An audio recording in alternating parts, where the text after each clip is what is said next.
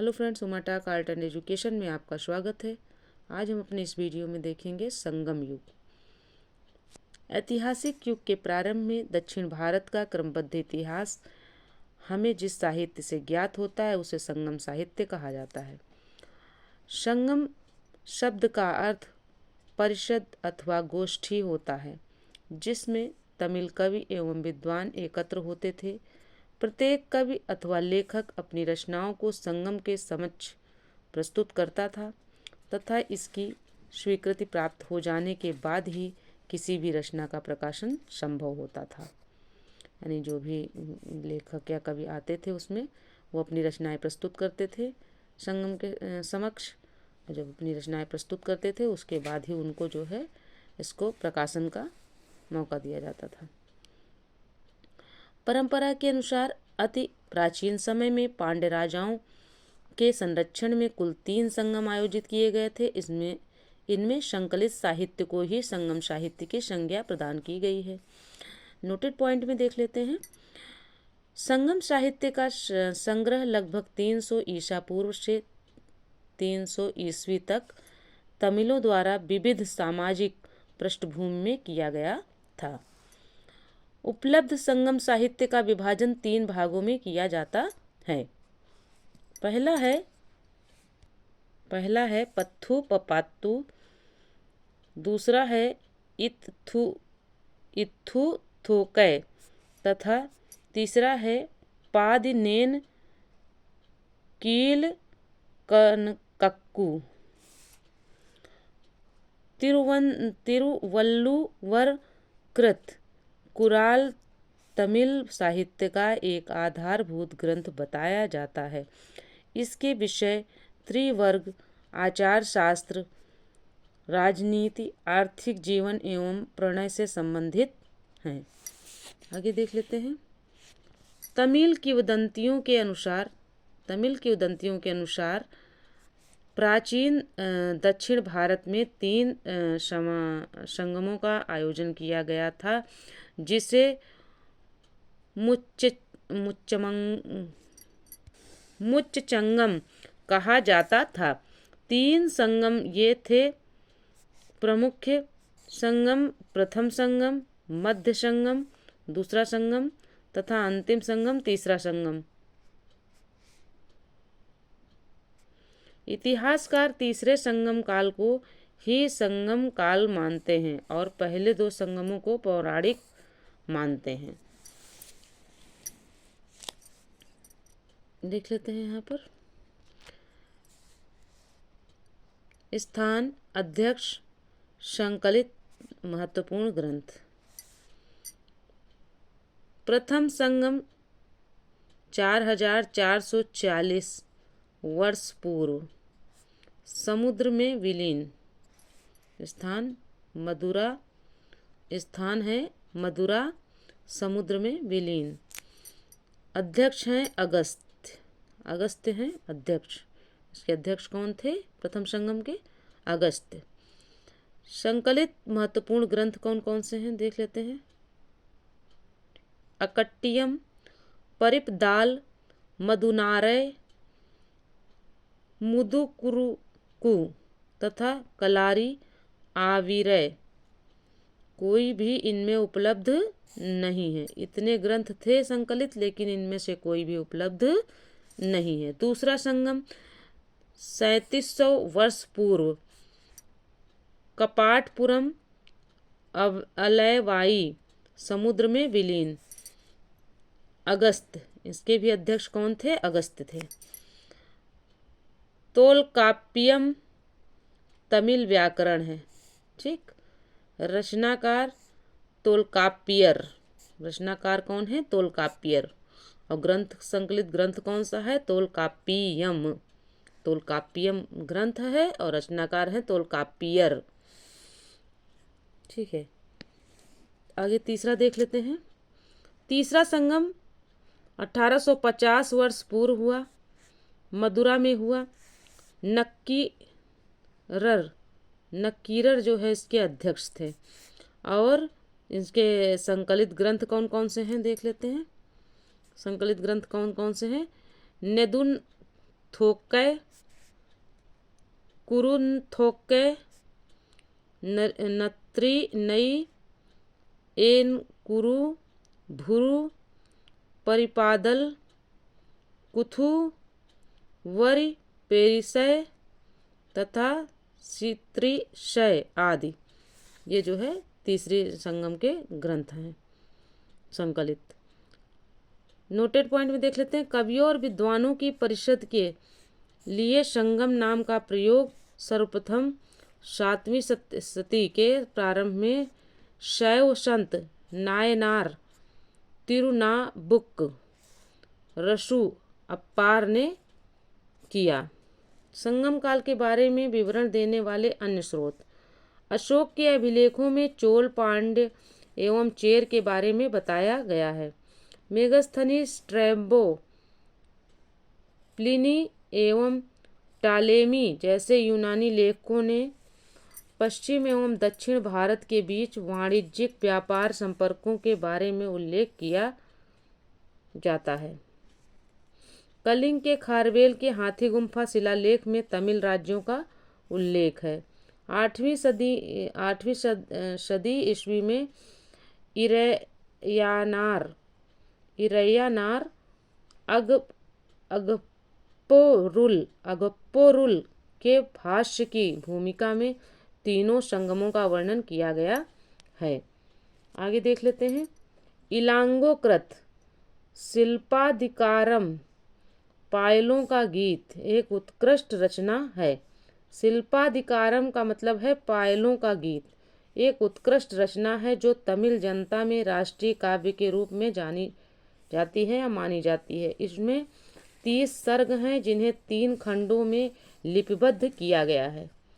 यह बौद्ध रुझान वाला महाकाव्य है। इसमें कावेरी पट्टन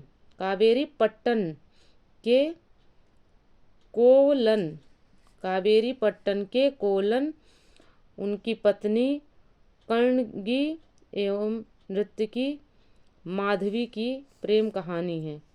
मदुरा के बौद्ध धर्मावलंबी व्यापारी शीत लैसत्तनार ने मणिमेकलय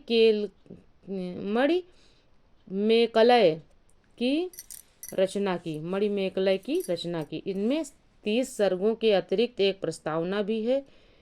इनमें जैन प्रभाव है। इसमें राजकुमार उदय कुमारन एवं मणिमेकलय कोवलन एवं नर्तकी माधवी की पुत्री की प्रेम कहानी है। इस ग्रंथ की कहानी दार्शनिक एवं शास्त्रार्थ संबंधी बातों के लिए बनाई गई है। इसका महत्व मुख्यतः धार्मिक है। नीलकंठ शास्त्री के अनुसार यह बौद्ध लेखक दिकनाथ 5वीं शती की कृति न्याय प्रवेश पर आधारित है। जीवक चिंतामणि संगम काल के बहुत बाद की रचना है। इसकी रचना का श्रेय जैन भिक्षु तिरुत्तक देवर को दिया जाता है। कहा जाता है कि तिरुत्तक देवर पहला चोल राजकुमार था जो बाद में जैन भिक्षु बन गया। कप्पियम तमिल व्याकरण है। 5वीं सदी के बाद बहुत सी प्रसिद्ध तमिल रचनाएं नैतिक एवं दार्शनिक उद्देश्यों से लिखी गई। इनमें तुरुवल्लुवार की तुरुकुरल सबसे प्रसिद्ध है। राम कथा के अनेक तमिल संस्करण हैं। जिनमें सबसे प्रसिद्ध कंबन की इरामावतारम है। संगम साहित्य के काव्य को 2 श्रेणियों में बांटा गया है। पहला है अकम, दूसरा है पुरम। अकम काव्यों का मूल विषय प्रेम प्रसंग है, जबकि पुरम काव्यों का विषय युद्ध है। यानी अकम जो जो अकम काव्य है उसका विषय क्या है? प्रेम है, प्रेम संगम, प्रेम प्रसंग है। और जो पूरम है वो किस विषय से संबंधित है? युद्ध से संबंधित है, युद्ध से संबंधित विषय पे लिखा गया है पूरम। संगम साहित्य में हमें तमिल प्रदेश के 3 राज्यों चोल, चेर तथा पांड्य का विवरण प्राप्त होता है। उत्तर पूर्व में चोल, दक्षिण पश्चिम में चेर तथा दक्षिण पूर्व में पांड्य राज्य स्थित था। संगम युगीन राज्यों में सर्वाधिक शक्तिशाली चोलों का राज्य था। यह पेन्नार तथा दक्षिण वेल्लारू नदियों के बीच स्थित था। इसका सबसे प्रतापी राजा करिकाल था। करिकाल ब्राह्मण मतानुयायी था और इसने ब्राह्मण धर्म को राजकीय संरक्षण प्रदान किया।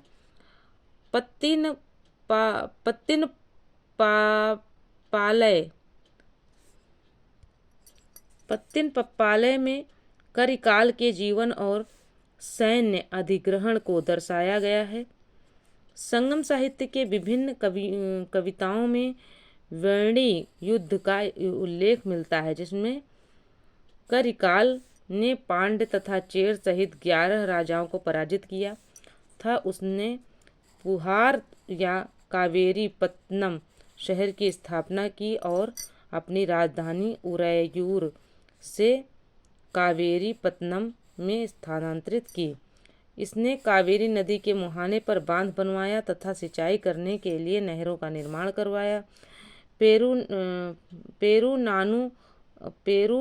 पेरुनानुपादे में करिकाल को संगीत के सप्तस्वरों का विशेषज्ञ बताया गया है। संगम युग का दूसरा राज्य चेरों तक का था, जो आधुनिक केरल प्रांत में स्थित था। इस राज्य के कुछ प्रमुख राजा हुए उदयनजीरल लगभग 130 ईस्वी, नेन्दुजीरल आदन 155 ईस्वी तथा सेनगुट्टवन 180 ईस्वी। सेनगुट्टवन ने अधिराज की उपाधि ग्रहण की। इसने पत्तिनी नामक धार्मिक संप्रदाय को समाज में प्रतिष्ठित किया। संगम युग का तीसरा राज्य पांड्यों का था, जो कावेरी के दक्षिण में स्थित था। इसकी राजधानी मदुरा में थी। पांड्य राजाओं ने नेड्डूजेलियन लगभग 210 ईस्वी से सबसे शक्तिशाली था। पांड्यों का पहला उल्लेख मेगस्थनीज ने किया। पांड्यों का पहला उल्लेख किसने किया था? मेगस्थनीज ने किया था। उसने इस राज्य को मोतियों के लिए प्रसिद्ध बताया था। नल्लीवकोडन संगम युग का अंतिम ज्ञात पांड्य शासक था। संगम युग में राज्य को मंडल कहा जाता था। संगम युग राज्य को क्या कहा जाता था? राज पूछा जाता है। संगम युग राज्य को मंडल कहा जाता था। राजा का जन्मदिन पेरुनल कहलाता था। राजा का जन्मदिन क्या कहलाता था? पेरुनल कहलाता था। संगम युग में मंत्रियों को अमाईचान या अमाईचार कहा जाता था। राजधानी में एक राजसभा होती थी जिसे नालवय कहा जाता था। यह राजा के साथ न्याय का कार्य करता था। राजा देश का प्रधान न्यायाधीश तथा सभी प्रकार के मामलों की सुनवाई की अंतिम अदालत होता था। राजा के न्यायालय को मनरम कहा जाता था। चोरी तथा व्यभिचार के अपराध के लिए मृत्युदंड दिया जाता था। झूठी गवाही देने पर जीभ काट दी जाती थी। भूमिकर नगद तथा अनाज दोनों रूपों में अदा किया जाता था। संभवतः यह उपज का 6ठा भाग होता था, किंतु कभी कभी इसे बढ़ाया जाता था।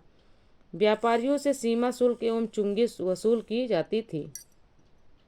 सेना के सेनापति को एनाडी की उपाधि दी जाती थी। सेना के सेनापति को क्या कहा जाता था? एनाडी कहा जाता था। सेना के अग्र टुकड़ी को तुसी तथा पिछली टुकड़ी को कुले कहा जाता था। आगे वाली टुकड़ी को क्या कहा जाता था? तुसी कहा जाता था तथा पीछे वाली टुकड़ी को क्या कहा जाता था? कुले कहा जाता था। और सेनापति को एनाडी। सेना में वेल्लाल घनी कृषक भर्ती किए जाते थे। सेना चतुरंगिणी होती थी, जिनमें अश्व, गज, रथ, पैदल सिपाही सम्मिलित थे। नगाड़ा एवं शंख बजाकर सैनिकों को बुलाया जाता था। युद्ध भूमि में वीरगति पाने वाले सैनिकों के सम्मान में पत्थर की मूर्ति बनवाए जाने की प्रथा थी। इस प्रकार की मूर्तियों को नड्डूकल या वीरक्कल कहते थे। युद्ध में पराजित राजा का आमरण अनशन कर अनुष्ठानिक मृत्यु वरण करने की प्रथा को संगम कविताओं में वट किरुतल कहा गया है। राजा अपने आवास की रक्षा के लिए सशस्त्र महिलाओं को तैनात करता था। युद्ध में बंदी स्त्रियों को दासी बनाकर उनसे मंदिरों में दीपक जलाने का कार्य कराया जाता था। संगम काल में समय जानने के लिए जल घड़ी का प्रयोग किया जाता था। संगम काल में जल घड़ी का प्रयोग किया जाता था। तमिल प्रदेश में ब्राह्मणों का उदय सर्वप्रथम संगम काल में हुआ, जो समय का सबसे प्रतिष्ठित वर्ग था। इसकी हत्या को सबसे बड़ा अपराध माना जाता था। संगम कालीन ब्राह्मण मांस भक्षण करते थे तथा सुरा पीते थे। सुरा मतलब है शराब। ब्राह्मणों के पश्चात संगम युगीन समाज में बेल्लार वर्ग का स्थान था। इसका मुख्य पेशा कृषि कर्म था। बेल्लार के प्रमुख को वेलिर कहा जाता था। खेतों में काम करने वाले मजदूरों को केडिशियर कहते थे। खेतों में जो काम करते थे उसको क्या कहते थे? केडिशियर कहते थे। पूछा जाता है। संगम साहित्य में व्यापारी वर्ग को वेनिगर कहा जाता था।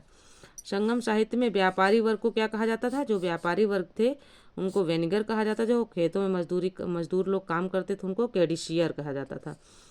संगम साहित्य में दास प्रथा के अस्तित्व का प्रमाण नहीं मिलता है।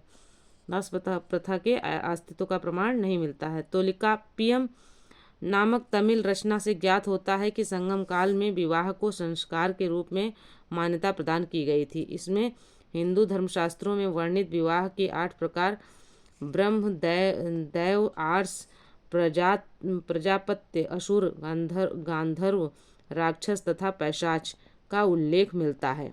8 प्रकार के विवाहों का उल्लेख मिलता है।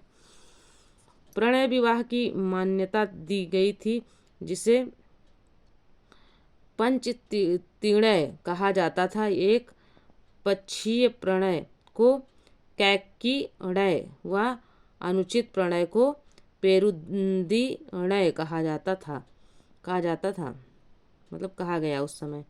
संगम काल में चावल मुख्य खाद्यान्न था। इसे दूध में मिलाकर सांभर नामक खाद्यान्न तैयार किया जाता था।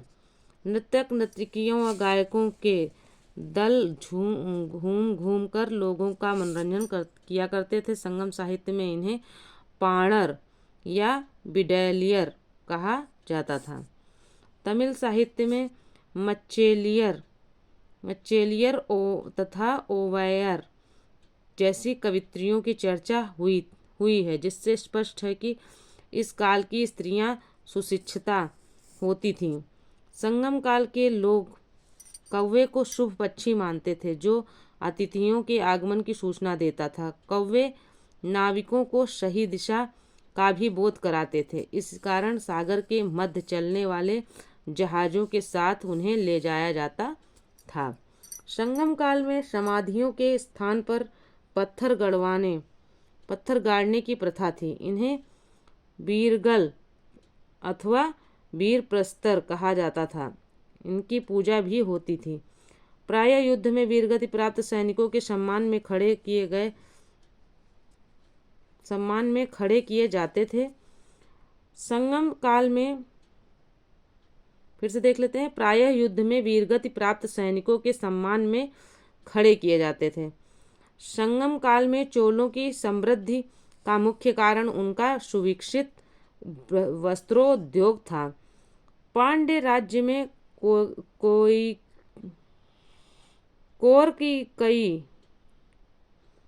कोरकई, शालियूर एवं चेर राज्य में बंदर प्रमुख बंदरगाह था। कोरकई मोती खोजने का प्रमुख पतन था। मोती खोजने का प्रमुख बंदरगाह था। पतन मतलब होता है बंदरगाह। संगम कालीन कुछ अन्य वर्ग। पुलयन दस्तकारों का एक वर्ग जो रस्सी तथा पशु चर्म की सहायता से चारपाई एवं चटाई बनाने का कार्य करते थे। एनियर शिकारियों की एक जाति थी। एनियर क्या थी? शिकारियों की एक जाति थी। मलवर क्या था? लूटपाट करने वाली जाति।